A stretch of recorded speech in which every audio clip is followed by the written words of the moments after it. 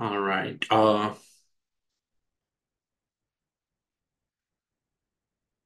Okay. All right. So we are also live on YouTube now.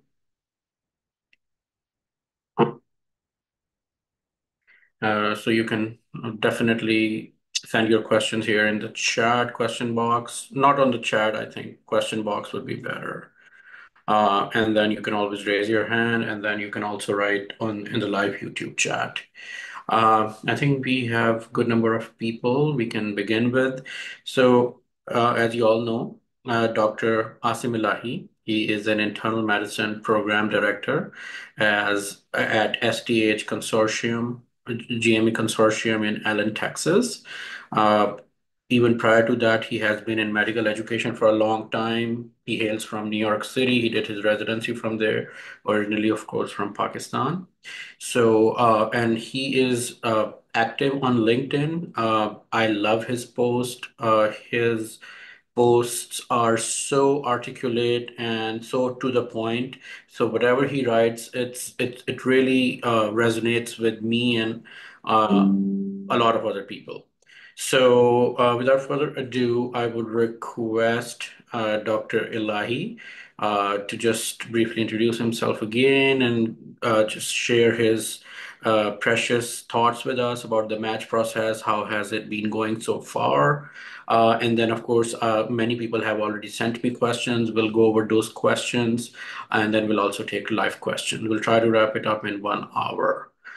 Thanks a lot, everyone, for joining.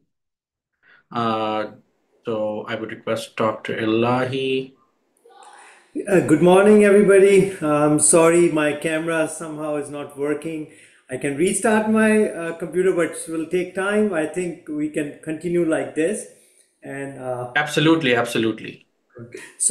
as most of you already know me, I'm the program director at South Texas Health GME Consortium here at McAllen. I've been involved with GME for over 10 years now, and I'm happy to answer any questions you have. And thank you, Dr. Ahmed, for inviting me. Absolutely, absolutely, Dr. Elahi. So I will. So the question which we already have, I will start with them, and then we can go from there, and then we'll definitely take the live questions. So again, many questions which I have received on this specific webinar topic and other topics have been that this year, like a lot of previous years, the match has been very, very competitive for non-US IMGs and even US IMGs. Many people have reached out to me. They have really really, really good scores. And when I say good scores, that's a minimum of 250 on CK, 230 to 40 in step three, recent year of graduation, but they are not getting many interviews. And I mean, some of them have maybe even one interview. And I know some people have actually do not have any interview. So just wanting to hear from you, what has been your experience on the other side of the table? What has been your experience in the match so far? I think it's the sheer volume which is the problem. Too many people have been applying, and to filter all those applications, I think uh, programs don't have enough staff to go through all of them. So they apply these filters where they will choose depending on what their goals are. Sometimes they will put in a 5 year filter, some will put like 3 year filters, some will put in like a failure filters, things like that. So I have seen people have been sending emails to us directly too, uh, and looking at those emails. Sometimes I say, hey, how does this person did not get an interview yet? So and because of those filters, it gets filtered. I've seen 260s, 270s, just like at the brink of 5 year mark, not getting through, but had like some other post graduation with them, which was like a brilliant CV, just got filtered. Thank you. So basically, in your opinion, it's the sheer volume that there are so many people applying, and a lot of people have such good scores, a US clinical experience, that it is getting more and more difficult for the programs to, of course, invite everyone. Yes, and from my experience, another thing which I've noticed is people like sometimes they have good scores, but their CV is not that great, and they assume that okay, because I have a 270, I should get like 10 interviews, or I get like at least some interviews, and their CV will have big mistakes. The experience is not in an order. There are some red flags there. The letter of recommendations are important. I had come across people who don't even have LORs from internal medicine, and they have good scores. So if I see a 270 with a letter of recommendation from a general surgery and like vascular surgery, I'm not gonna invite them. I know that's a plan B for them. I think that Dr. Elahi, you make an excellent point, and I think that that is the same thing we see in psychiatry even more often than in telemedicine.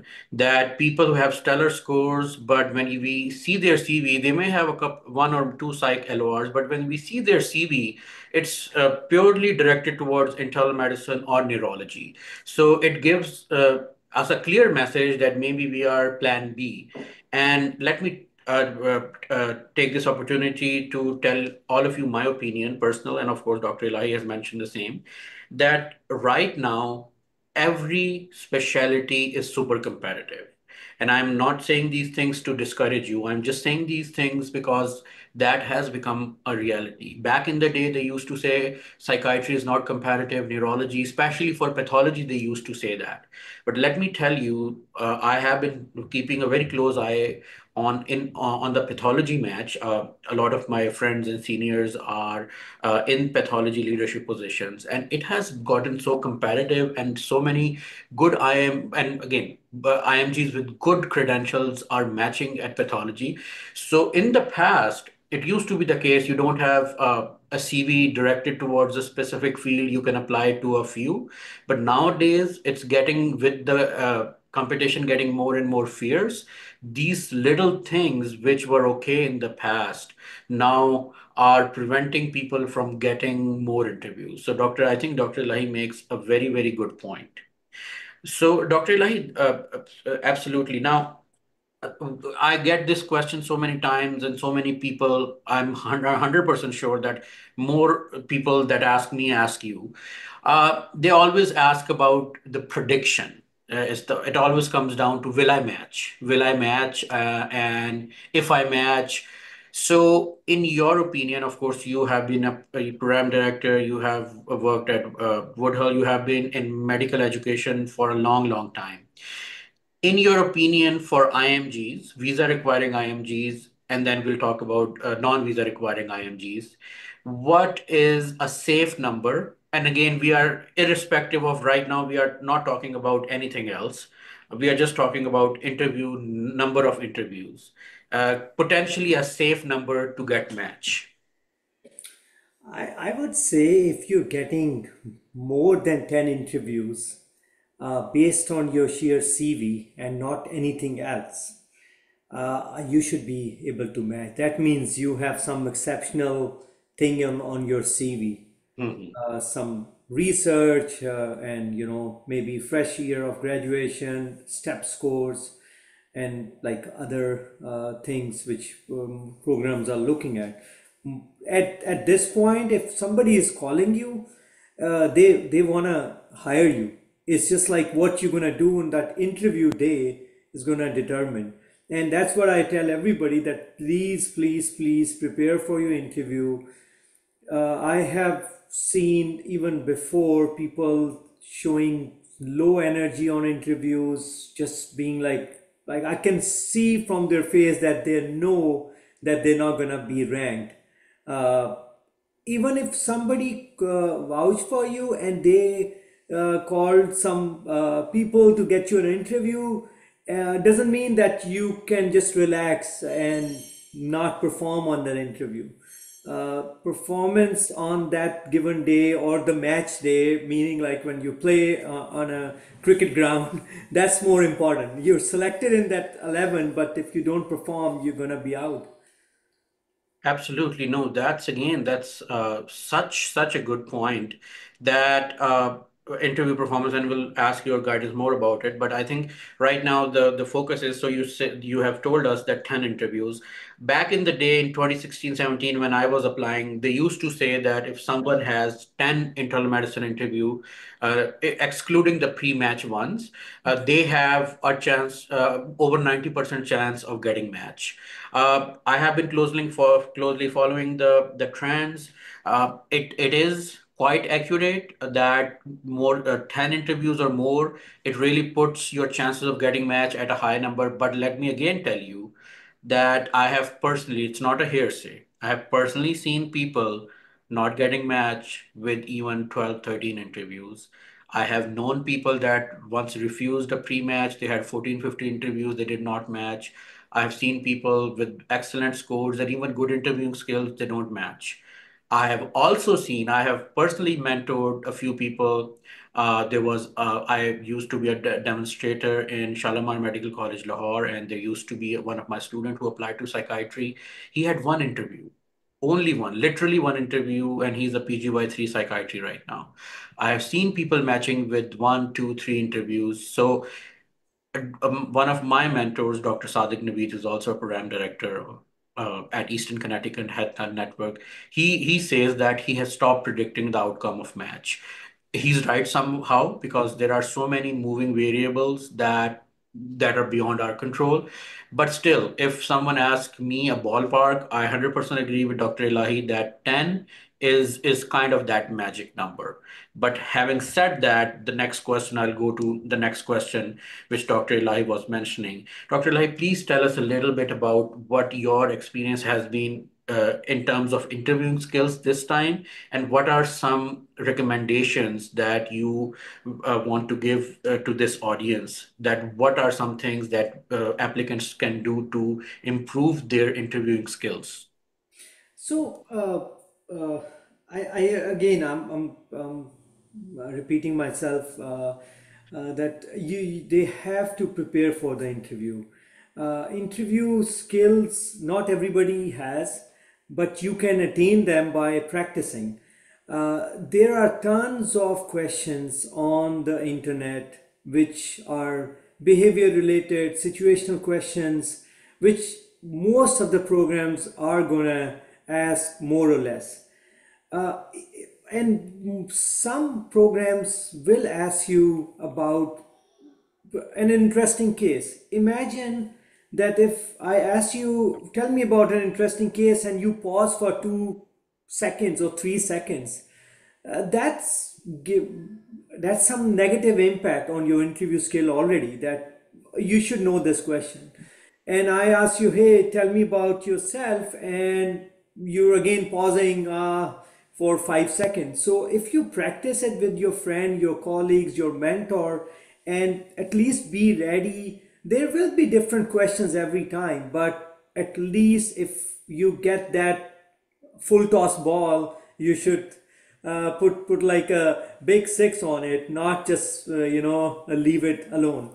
So if in our exams too, when we were doing like our professional examinations back home, there were some favorite questions. If they were there, you know it. You will just not even wait for a second and do it. So these behavior situational questions are important. Look over the internet, they're all over the internet. Then, like, what to ask the program? Sadly, people are asking the same questions. I mean, I cannot tell you what to ask, but my question would be, ask wisely what you need to know about the program, and it should be your own individual question. It should not be See, we do 18 interviews in a day, and imagine me answering the same question 18 times.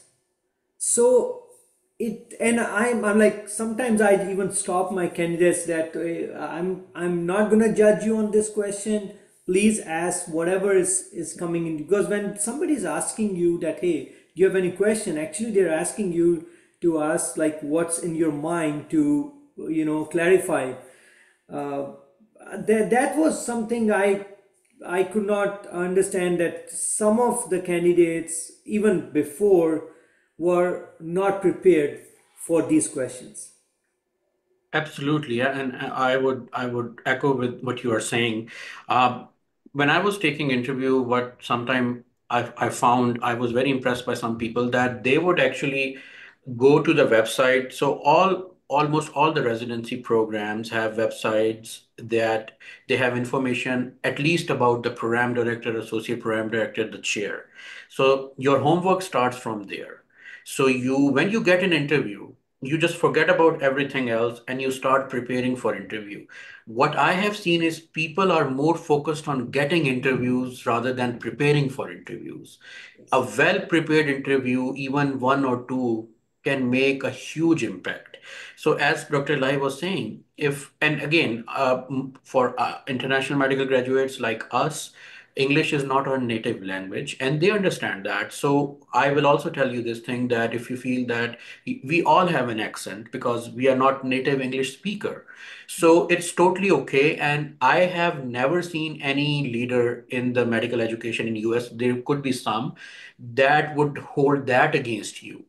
That okay, no, he or she has an accent. The important thing is that you try to talk slowly and so that they are able to understand you. And if you are not able to understand you, then you ask them, sorry, can you please repeat? And then it's a must. It's not optional that you do your research about the program, starting from their website, their X, their Instagram pages, their LinkedIn pages. If you know someone, ask about that. And Dr. Elahi made a very good point that if you, let's say that his program website has information about the 3-year schedule of prospective residents, salary, even the rotation distribution and all that. Now, if you, when he asks you, do you have any question for me? If you start asking him this question and all 18 people ask him this question, then it will definitely increase the frustration because these are the questions that are on the website. You can still ask, but you need to understand who to ask and what to ask. Like if you want to ask about the community or let's say the rent of the apartment, I think that residents, the social gatherings which you have one night before the interview, or even during the interview, a junior faculty member, perhaps program coordinator, those would be the right people to ask those questions.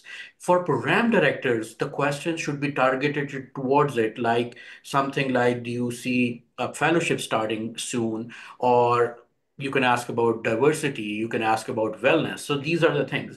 One trick I would tell you is that you get some information from the website and you build your question from there. For example, if a program website says that they have a robust cardiology rotation and they have not mentioned the cardiology fellowship match rate, you could build from there that I saw this on website. Can you please share what additional research opportunities are there for cardiologies? How many of your residents have matched into cardiology? Is there a plan to start a cardiology fellowship? So these would be somewhat pertinent questions. And again, if you start taking pauses about very basic questions like Dr. Elahi mentioned, then that does not give a good impression right there. Dr. Elahi, the other question which I have been getting, some people who have not gotten a lot of interviews, I would say they have maybe one, two, three interviews. Of course, they ask me that what should they do, how should they approach the situation. In your opinion, what are some things they can do to target next match if they stay unmatched this time? What are things that they can do differently to boost their chances? So it's a very good question actually.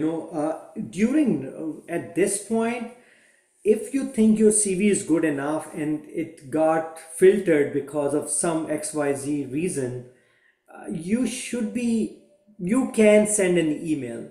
There are not a lot of chances that somebody will read your email and somebody will call you, but there's still chances.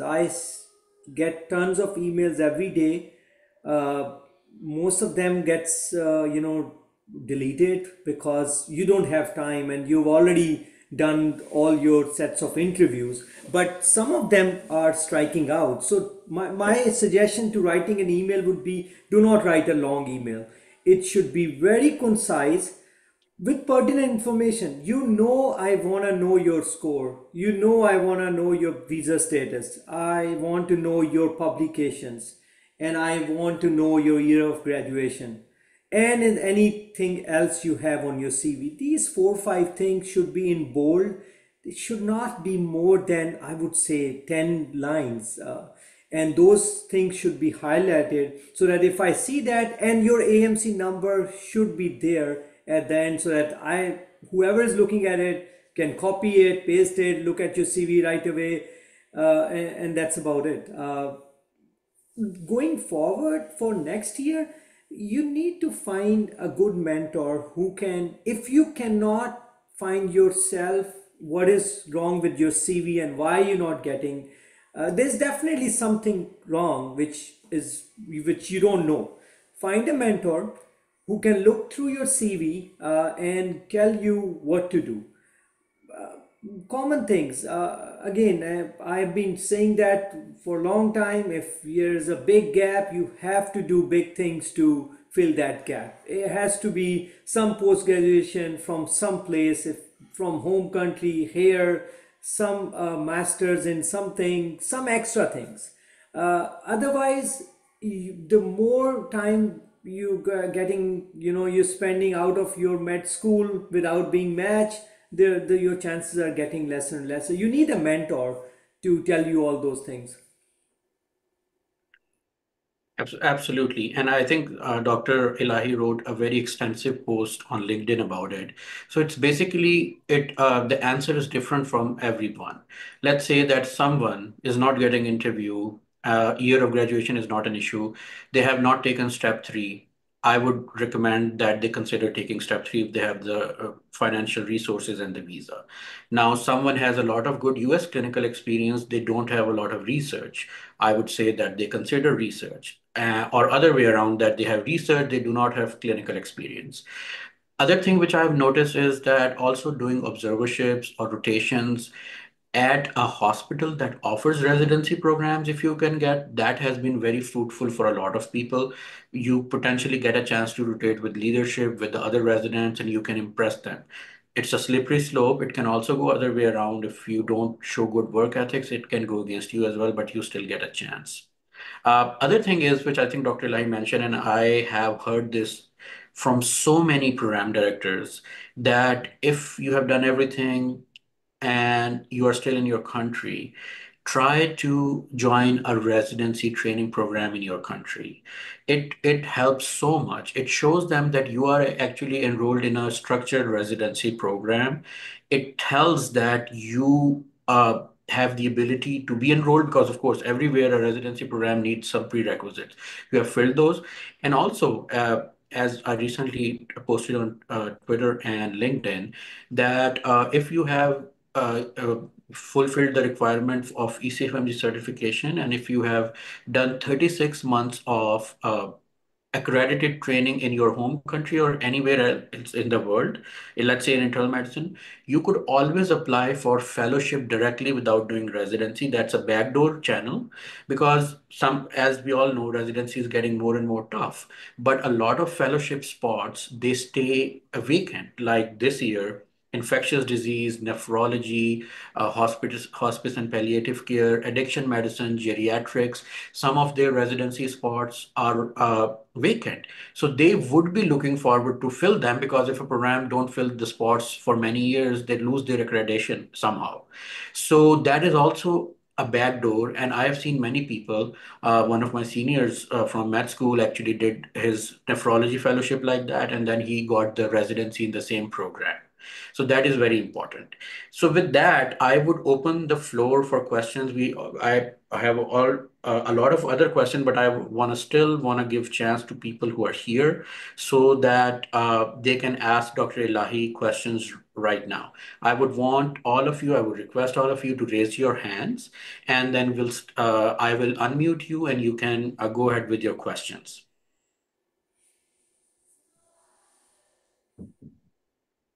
I think somebody is asking about the research on the chat. I can Yes. briefly answer that.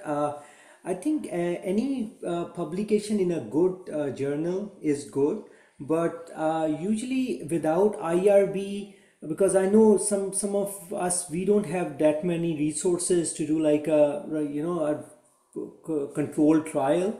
You can do meta-analysis. There are lots of people even from like the India, Pakistan, Bangladesh, they are doing good meta-analysis. Just be part of that, and that's the easiest way to get a good publication. Absolutely. No, I agree. Dr. Lai, and let me ask further up on that. So a lot of people ask about this, like what is like a good research position? Because there are different levels. You start with research associate, research coordinator, postdoc, research fellow. In when you are reviewing applications and you see, let's say you see a postdoc fellow who, of course, the year of graduation may be more than 3 or even 5, but you see that person is doing a postdoc research in internal medicine or one of its specialties. What's the impact of that postdoc research position in your opinion? So, good question. We see a lot of these posts being open now. I mean, they were not that many before. So, what I do is if they don't have enough publications while they're working as a postdoc fellow, maybe they've worked there for 1 year and there's like nothing on their CV, I just treat them as anybody else. It's not something which gives me like a positive thing unless there's something on the CV that okay, because of this postdoc I have published these many papers. The problem with postdoc is if you're not publishing it like anything, and you're away from clinical practice too. So somebody who's a scribe to me is better because they're fresh out of residence graduation. They are a scribe. They're seeing all the system, and they know the system more than somebody sitting in another office and doing data reviews. So see, every program has some requirement. They will have some researchers in their programs, and they want to hire few researchers. But can they be all researchers? No. They want people who can work, who can do research. So there's always a combination. So to me, to answer your question simply, to me it doesn't matter unless there is something on their CV that because of this postdoc they have published that much. Absolutely. Okay, that makes a lot of sense. We have Miss Dr. Seem Roch, who has raised hand, and then a few others. So I would unmute you, Dr. Roch, and please go ahead with your questions. Hello, everyone. Thank you so much for the great discussion, and we got to learn a lot from you. And thank you for having us here. I have two questions. One question is that what is a good number of research articles for a CV? And the second question I have is that is the math season already over, or can we expect to get more interviews at this point as well, or the math season is already over, as I have heard that before Christmas it is just the end of the season and interviews are usually sent before December. So I'd like to know that. Thank you so much for the opportunity. Thank you. Match season, I would not say it's over. It's over for certain programs. Certain programs I know are still interviewing and they're still calling for more interviews until January. And as somebody said, that match is never over, like until the last ball. So I think it's still going on for some people. You can still get an interview. To answer your second question, it depends what is the quality where they have been published. If you have 3 articles or 2 articles in any JM, I think that will satisfy any program director. Or if you have something in circulation or in Nature, those are big impact journals. And if you see that, I'm not gonna go after the numbers. But usually, safe number is more than, I would say, 7. Uh, and depending on how fresh you are from graduation from medical school, if you have graduated long time ago, you should have more articles. If you just graduated, even couple are good.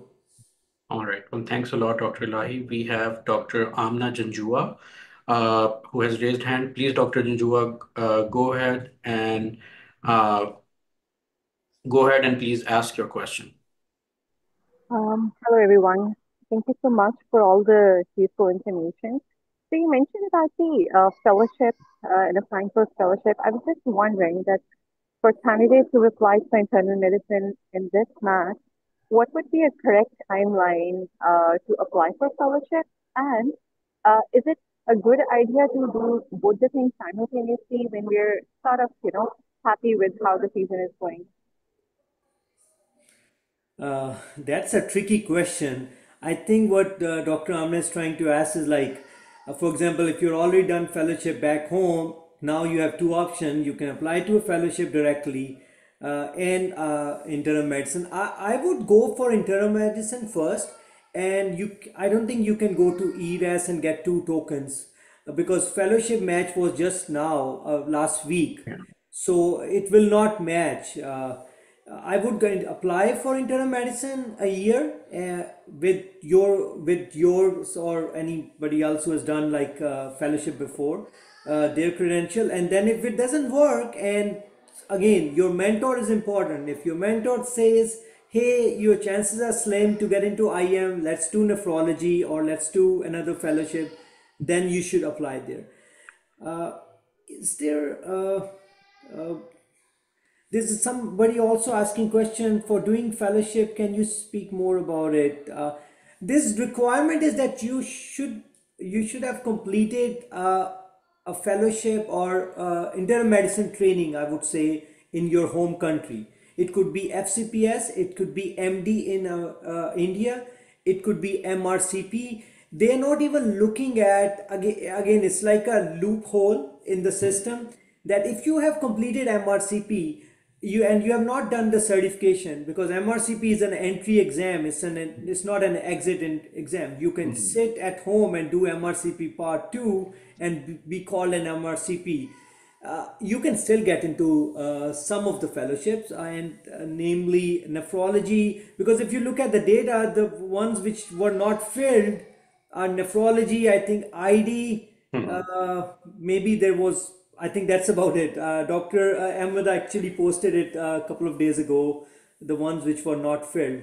So those are the ones you can apply to, and then during your fellowship, you should be able to get into internal medicine residency in the same program, because if you are good enough and you doing the teaching with the internal medicine residency, you should be able to get it.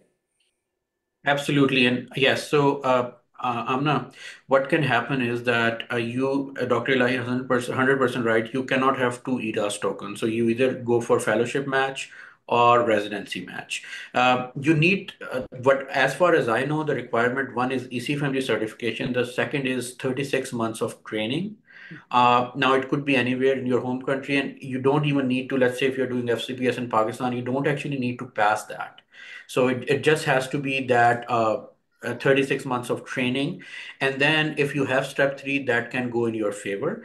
Now, what can happen is if you if you had applied for fellowship match, then you would also get access to the unfilled spots, because you will go to the SOAP, you can apply there. That's an additional advantage. what other people can do, let's say you are in the residency match.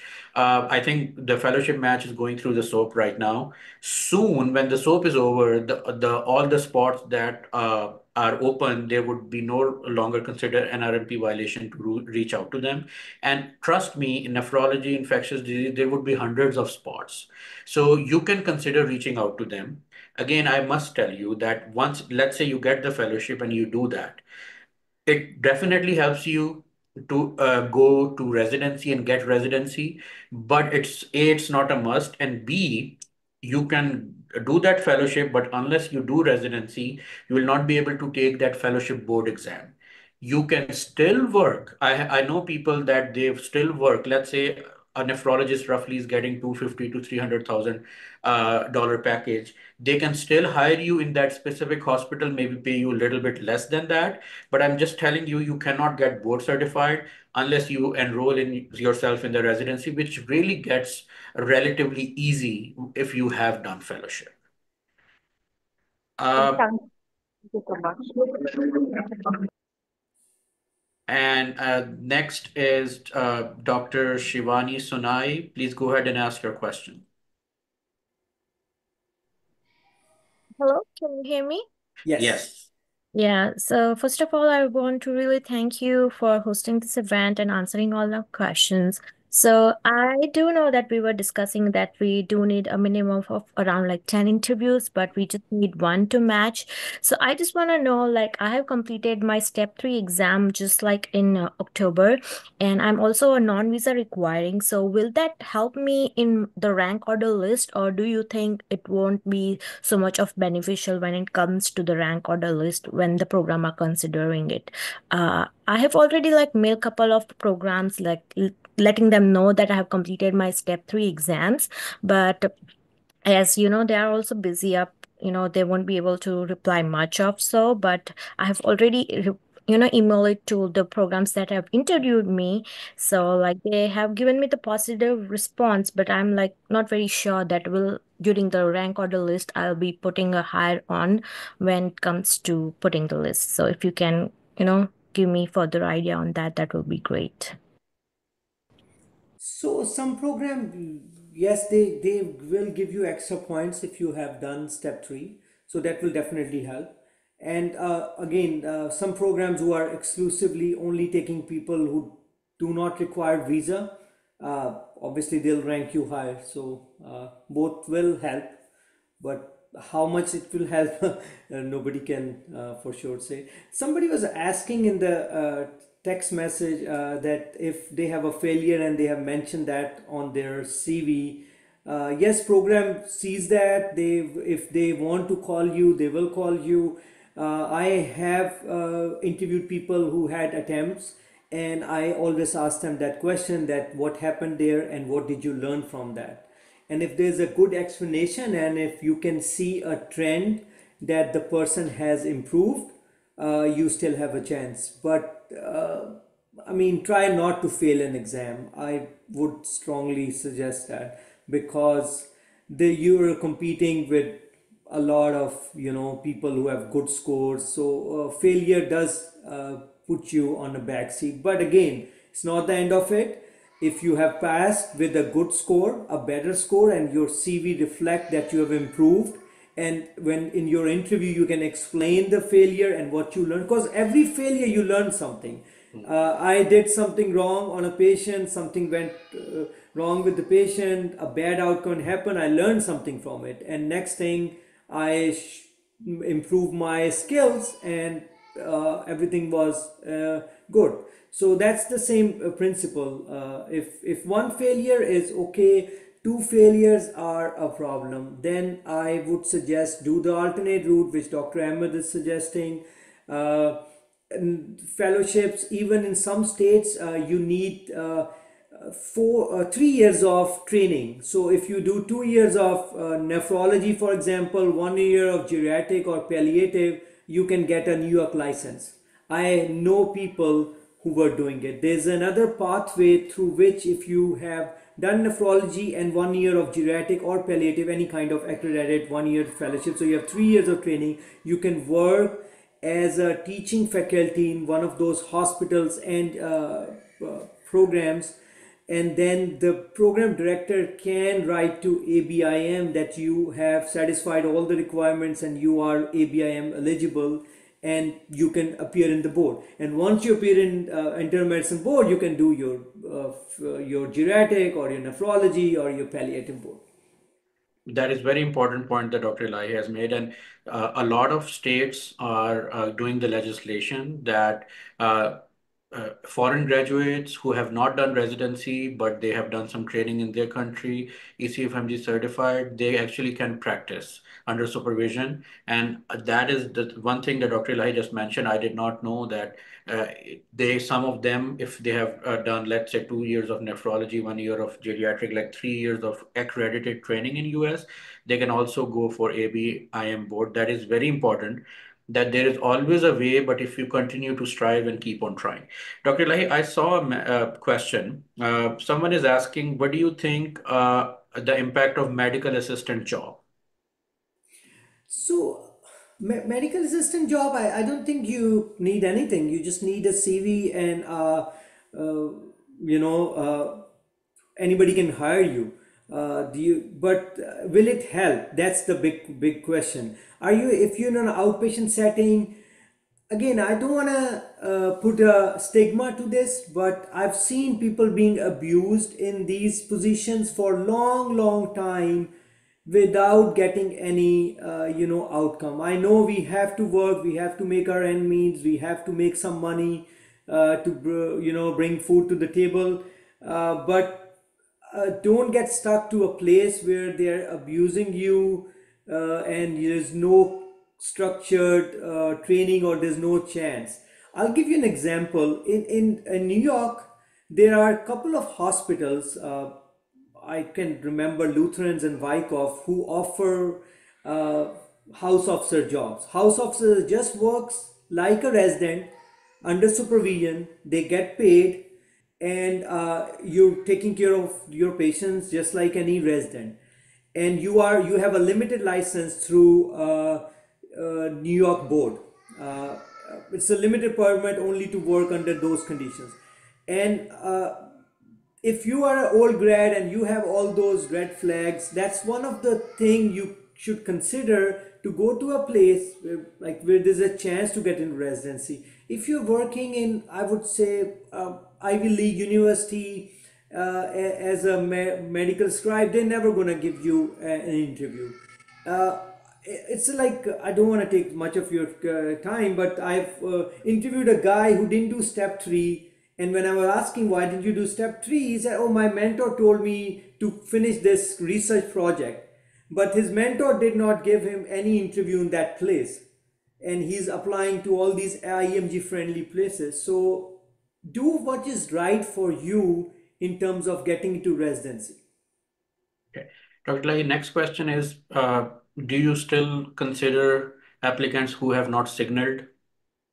Yeah, a lot, yes. Because obviously there are only 3 gold signals, and I think they have 15 silver. Yeah, but we do like a lot of interviews, so you definitely consider people, because if somebody has signaled me gold, they must have signaled 2 other people gold too. So I'm still like, I have 1/3 of a chance to get them. So we consider everybody else equally.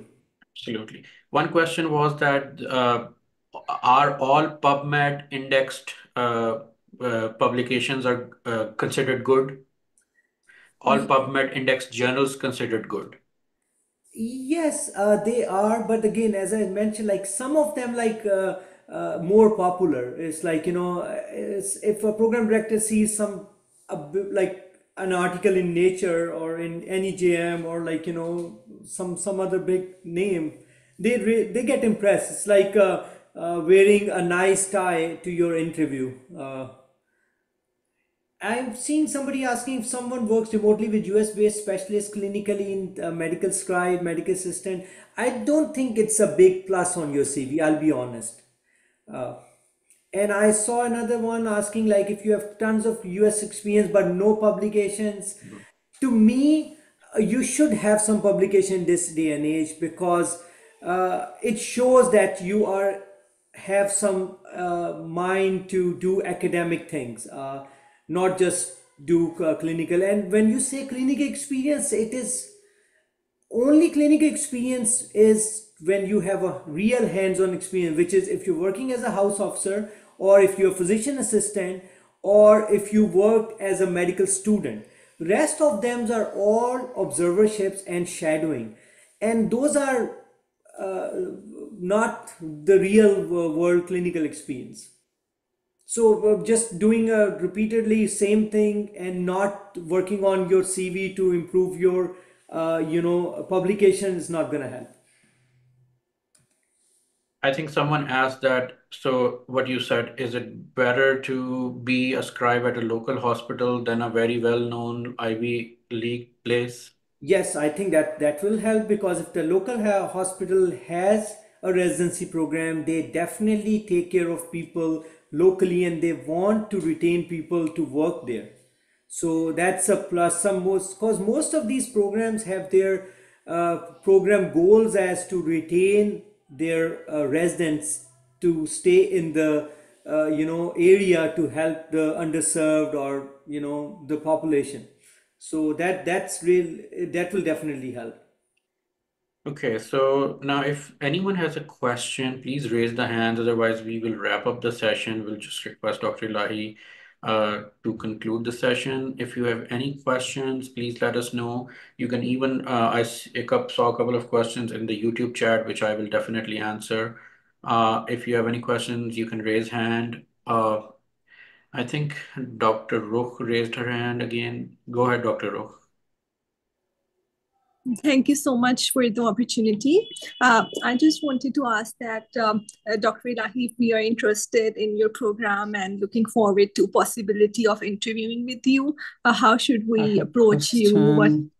consider is Can I think I'm one of those programs who have already filled up their interviews. We just wrapped it up like quickly. Again, I think if, as a general rule, you can at this point send an email, a brief email with some like pertinent points, and hopefully somebody will drop from their interview and they can call you, because there's always a chance like somebody will say, hey, I don't want to interview this place, I want to go there. And then they, again, another advice for all of you, if somebody is getting a pre-match, please don't think. Even if you get 20 plus interviews, Dr. Ahmed is right. I've seen people with 20 interviews not matching. So if you get a pre-match, take it. Then in this day and age, it's very important to get your foot in the system. Okay, we'll take two questions, one from Dr. Sagar Kumar, one from Dr. Asad Mahmood. Dr. Sagar Kumar, go ahead. Thank you so much for giving me an opportunity. Am I audible to you? Yes. Yes. So I just want to share my story that happened with my last interview. Like I was sitting in my own thoughts, like it was 7 p.m. in Pakistan. So I am here in Pakistan. So I received an email from the coordinator. So we have a cancellation of a spot, and if you are available at 8 p.m., like I have just 1 hour, so please let us know. So I was in a hurry, like that was a university program and also was my signal program. So I was so anxious that what is happening. But I just accepted the offer, and my clothes were not ironed. I was not groomed. I was not booked my space, because I can't take my interview at my home because of the stability connectivity. So I reached my interview within a 50 minutes to my IT space at the Tariq Road. And PD also acknowledged me that you made it at the last minute. And they interviewed me for 2.5 hours, and five faculty member, one PD and one APD interviewed me. And the interview were very conversational, and we were laughing throughout the interview, like we were smiling each other, like it was like a very normal conversation other than a very basic questions. So everyone was acknowledged me, and it was my first interview. And although I have 3 to 4 more interviews, but I really liked that program, and I really want to match there. So I want to ask, is that show my dedication and resilience to that program, they would rank me high, or it was a very good interview, according to me, but I don't know what is the program looking for. So that's it. Again, Dr. Sagar, you answer yourself.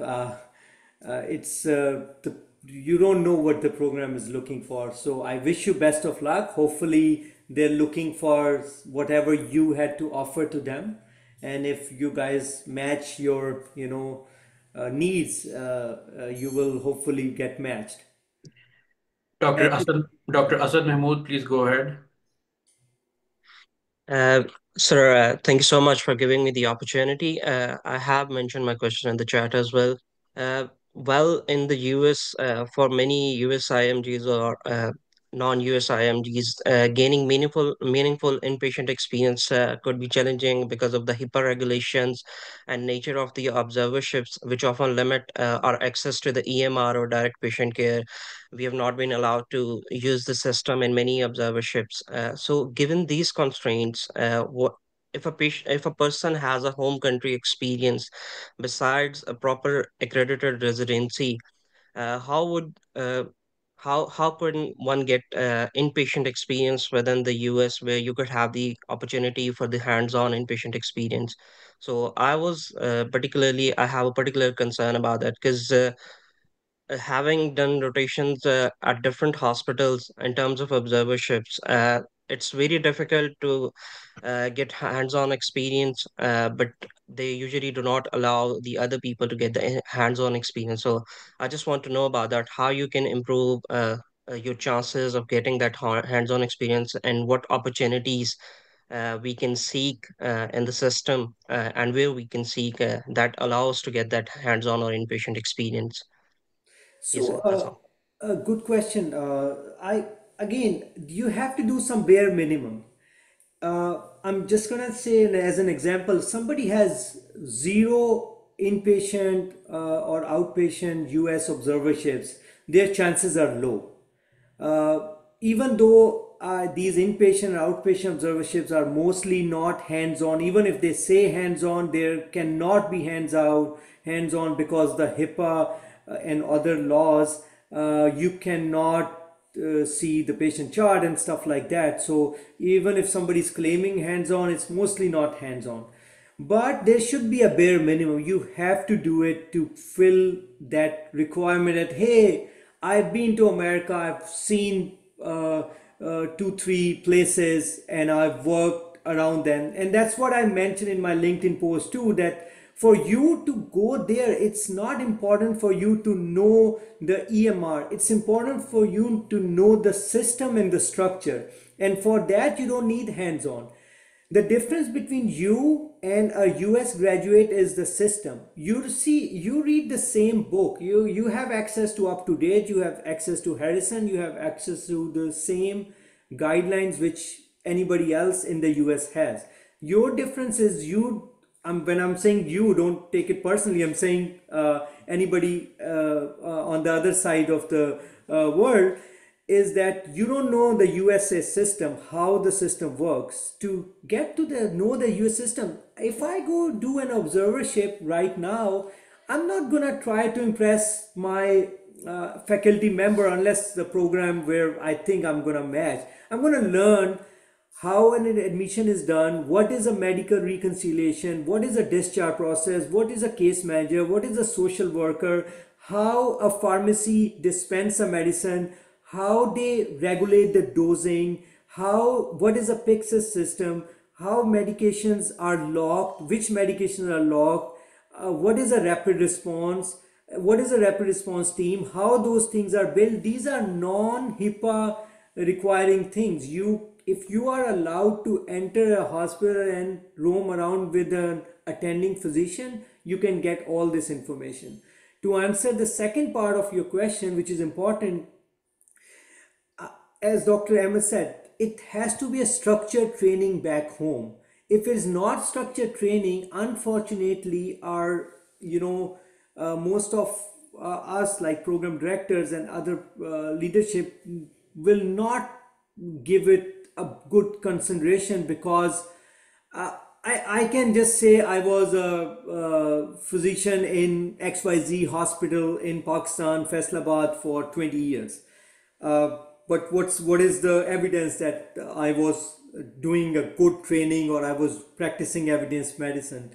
So that comes from a structure program, be an MPhil, an MD, an FCPS, or any other structured program that gives you extra points. Working as a GP, working in a hospital, working in ICU without that name of structure program, it's not that helpful, I would say.